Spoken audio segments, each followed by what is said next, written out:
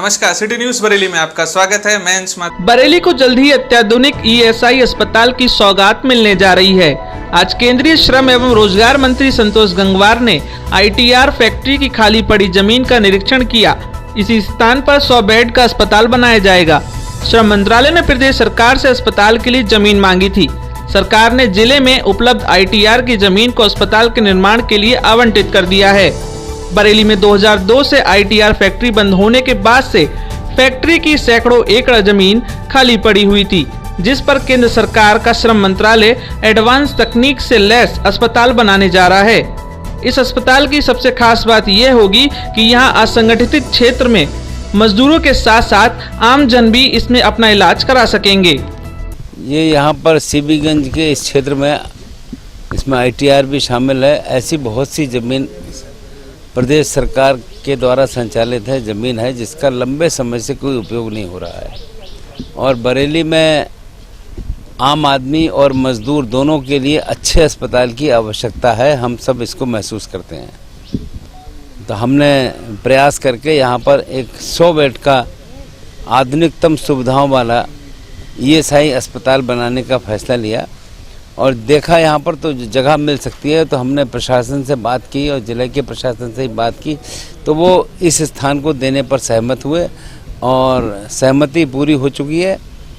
और मैं आपको बताना चाहूँगा कि इसमें जो धन प्रदेश सरकार के द्वारा मांगा गया था 55 करोड़ रुपए हम प्रदेश सरकार को दे चुके हैं और जल्दी ही इसके ट्रांसफ़र की कार्रवाई और हम अतिशीघ्र इसका एक निर्माण कार्य और समय सीमा के अंदर एक आधुनिकतम अस्पताल बनाने की प्रक्रिया में है। यहाँ पर हम सब लोग इसीलिए आए हैं कि और वास्तव में इसकी आवश्यकता है। इस क्षेत्र में एक अच्छा अस्पताल बने और आम आदमी और ख़ास तौर से मजदूर वर्ग उसका लाभ उठा सके। इस विशेष रुचि के साथ इस काम में लगे हैं। क्या इस श्रम विभाग के अस्पताल में जो है आम आदमी भी अपना इलाज करवा पाए? हम ये व्यवस्था कर देंगे। वैसे तो ये अस्पताल मजदूरों की सेवा के लिए है, पर सामान्यतः हम अपने कानून में अपनी प्रक्रिया में संशोधन करते हैं कि आम आदमी भी निर्धारित शुल्क के साथ, जो बहुत कम होती है, उसके आधार पर यहाँ पर आ सकता है और लाभ उठा सकता है। एक अस्पताल पहले से सीबीगंज में चल रहा है, उसके एक्सटेंशन वो 30 बेडेड है, उसको ही आगे बढ़ाने का काम कर रहे हैं। बरेली में रविवार को दोपहर उस वक्त हड़कंप मच गया जब चौपला चौराहे पर खुदाई के दौरान पाइपलाइन फटने से गैस लीक होने लगी। जानकारी के अनुसार चौपला चौराहे पर ओवरब्रिज बनाने का काम करने वाली कंपनी की मशीन काम कर रही थी। सेतु निगम पुल बनाने का काम करने के लिए पिलर खड़े करने के लिए खुदाई कर रहा था। इसी वक्त अचानक गैस की पाइपलाइन कट गई, जिससे गैस लीक होना शुरू हो गई। मामले की सूचना उच्च अधिकारियों को दी गई, जिसके बाद मौके पर पुलिस के साथ फायर ब्रिगेड की टीम पहुंची है। आपका एक बार फिर से स्वागत है और मैं हूं धीरेन्द्र सिंह। बरेली में चौपला ओवरब्रिज पर लगातार हो रहे निर्माण के चलते आज एक बड़ा हादसा होते होते टल गया। जेसीबी जब नीचे से खुदाई कर रही थी तभी अचानक गैस का एक पाइपलाइन था जो कि उससे आघात हो गया। उसके बाद गैस वहाँ से लीक होने लगी और जिसके बाद पूरे क्षेत्र में दहशत का माहौल हो गया। यहाँ पर आप देख सकते हैं कि किस तरीके से अभी जो है राहत की एक वो चल रही है, प्रक्रिया चल रही है। आपदा की गाड़ी भी आ चुकी है, लगभग फायर ब्रिगेड की भी गाड़ी इस समय मौके पर खड़ी हुई है। फट गई इसके मतलब और काफ़ी दहशत का माहौल भी है आसपास के क्षेत्र में। सर क्या कहना चाहेंगे इसके विषय? सर पहले भी एक हादसा हो चुका अगले साल, तुरंत पुलिस मौके पर आ गई, कोतवाली इंस्पेक्टर आ गए थे मौके पे। उस वारदात को तुरंत उनकी टीम आई थी, LBE की किट आई। तो इसका प्लांट है जीपा चौराहे पर। तो यहाँ अलाव जलता था, सर्दी के समय की बात है। तो अलाव वालों ने कुछ समय नहीं देखा, अपना रख दिया लागे। उन लोगों ने अलाव वालों ने रखा तो तुरंत उन्होंने LBE ने गैस पकड़ ली है। घर में गैस चलती है LBE है। सर वारदात तो ये सर होने को तो बहुत कुछ हो सकता है, मगर सर पुलिस ने तुरंत कंट्रोल कर लिया। फायर ब्रिगेड वगैरह गाड़ी आ गई थी। हाँ सर, इसमें स्मेल तो आ रही थी, थोड़ी बहुत स्मेल अच्छी खासी मतलब हो रही थी काफ़ी। मतलब वो है इधर मतलब एरिया जब थोड़ा वो इसके लिए मतलब कई प्रशासन भी इसका ठीक किया जाए। और बस यही कहना चाहूँगा मैं, मतलब इसको देखें, इसको आगे इसको देखें। अभी निर्माण कार्य भी जैसे चल रहा है ना, उसके बीच में ये जो घटना हुई है ये काफ़ी मतलब एक बड़ी घटना हो सकती है। अरे बहुत बड़ी, वो तो आग लग गई थी काफ़ी, मतलब वो तो बच गए थे, तो सब लपेटे में आया था सब बहुत। हाँ पूर्व मुख्यमंत्री अखिलेश यादव के साथ तस्वीर में नजर आ रहे ये सपा नेता रमन जौहरी हैं, जो अब इस दुनिया में नहीं रहे। रमन जौहरी ने देर रात पुल से छलांग लगाकर आत्महत्या कर ली। रमन जौहरी कोरोना पॉजिटिव मरीज थे और उनका बरेली के Covid hospital SRMS medical college में इलाज चल रहा था। बताया जा रहा है कि कल देर रात रमन जौहरी कोविड-19 वार्ड से निकलकर भोजीपुरा पुल पर पहुंचे और फिर वहां से छलांग लगाकर सुसाइड कर लिया है। पुलिस को पुल के नीचे उनके पड़े होने की सूचना मिली।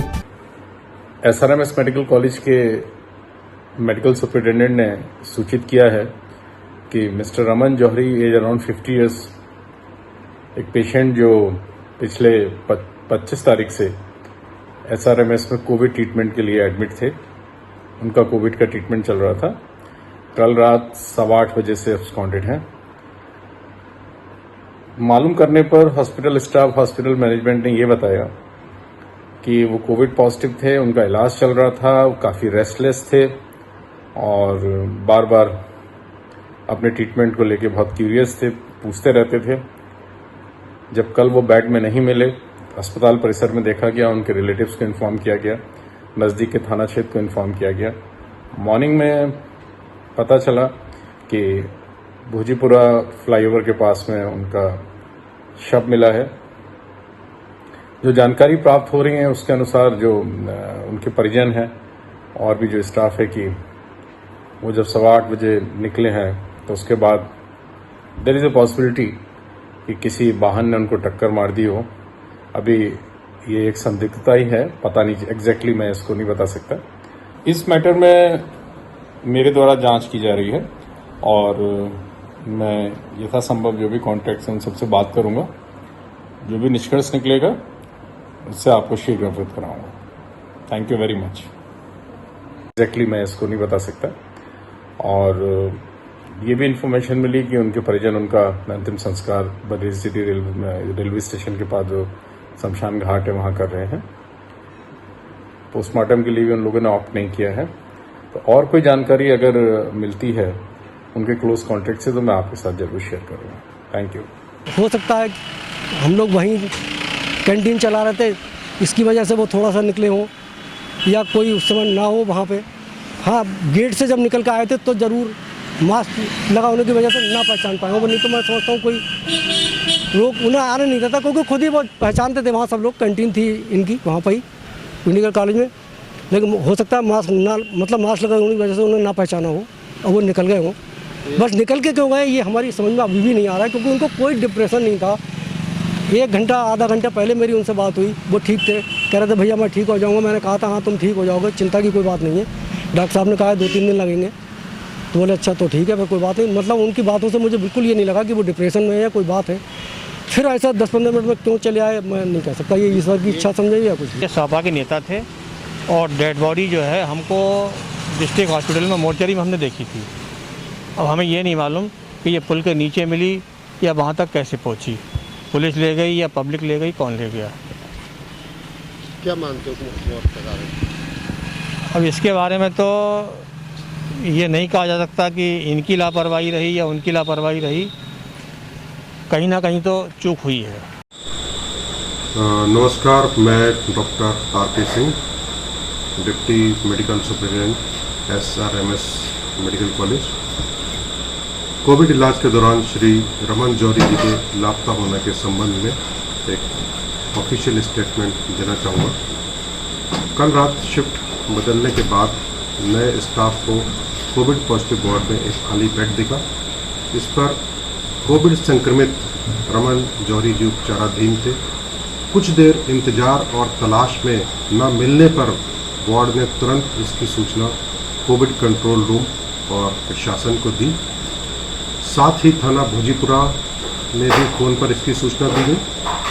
CCTV कैमरों की जांच के दौरान ये पाया गया कि रमन जी गेट नंबर 2 से भोजीपुरा की ओर जाते हुए दिखे थे। परिजनों के साथ भी भोजीपुरा और आसपास फिर से उन्हें तलाशा गया। पुलिस टीम ने भी आकर जांच की।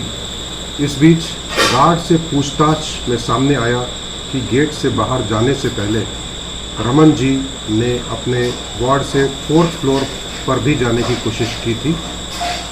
वहाँ पर कार्यरत गार्ड ने उन्हें वापस उनके वार्ड में भेज दिया। रमन जौहरी 25 अगस्त से इस अस्पताल में भर्ती थे और उन्हें कोई गंभीर लक्षण नहीं थे। उन्हें माइल्ड कैटेगरी में ही उनका इलाज चल रहा था। इलाज के दौरान भी संबंधित चिकित्सक ने बताया कि वो बहुत एंग्शियस थे, बहुत परेशान थे और उनको ऐसा लग रहा था कि शायद इस बीमारी में वो ठीक हो पाएंगे, नहीं हो पाएंगे। इस वजह से एक मनोचिकित्सक से भी इस संबंध में जांच ली गई थी और उनका रेफरेंस भी कराया गया था। हम सभी को बहुत दुख है और हम उनके परिवार के लिए बहुत बहुत संवेदनाएं और हम हमेशा हर दुख में उनके साथ हैं और यही मैं कहना चाहूँगा और उनके परिवार को सांत्वना देना चाहूँगा। सिविल डिफेंस के पदाधिकारियों ने मॉडल टाउन में बैठक की। शहर में बाजार खुलने के बाद सोशल डिस्टेंसिंग को लोगों को अपनाने की बात को लेकर सिविल डिफेंस के पदाधिकारियों ने रविवार को मॉडल टाउन गुरुद्वारे में एक बैठक की, जिसमें चर्चा की गई। इसी के साथ ही पौधारोपण को लेकर चीफ वार्डन राजीव शर्मा ने अपने अधीनस्थ अधिकारियों को कहा है कि वे सभी लोग अपने आसपास कम से कम 10 पौधे लगाएं और उनकी लगातार सेवा करें। और जो समस्याएं इस समय चल रही हैं, जो आ रही हैं, और हमारे वार्डन भरसक प्रयत्न करके उनको रोकने का प्रयास कर रहे हैं, लेकिन फिर भी स्थिति कंट्रोल नहीं हो रही है। तो आज ये एक विचार गोष्ठी का आयोजन कोविड-19 के अंतर्गत हम लोगों ने यहाँ पर किया और इस संबंध में कई एक चीज़ें जानकारियाँ निकल के आई। दूसरी बात हम लोगों ने एक और करी है कि वृक्षारोपण का अभी काम चल रहा है, तो यहाँ हम लोगों ने हर पोस्ट पर से 10-10 पौधे लगाने का एक आग्रह किया है और ये 10-10 पौधे उस जगह में हम लगाएंगे जहाँ उन पौधों का संरक्षण भी बेहतर तरीके से हो जाए। उन्होंने बहुत कुछ बताया आपको। इसके साथ साथ जो मेन फोकस है हमारा, जो महामारी है कोविड-19 की, उससे जनता को अवेयर कराना, जिससे कि संक्रमण कम से कम फैले और जो संक्रमित हो चुके हैं उनको बढ़िया उपचार और जो गवर्नमेंट की फैसिलिटी जो गाइडलाइन है उसके हिसाब से उनको लाभ मिल सके, इसके संबंध में विशेष रूप से चर्चा की गई है। फरीदपुर में सराफा व्यापारी के यहाँ चोरी का 24 घंटे में खुलासा कर दिया गया। 29 तारीख को फरीदपुर के साहूकारा मोहल्ले में बनी सराफ की दुकान पर एक युवक ने 8 अंगूठी सोने की गायब कर दी थी। जब वह दुकान से निकला तो सीसीटीवी कैमरे में ये सारी घटना कैद हो गई।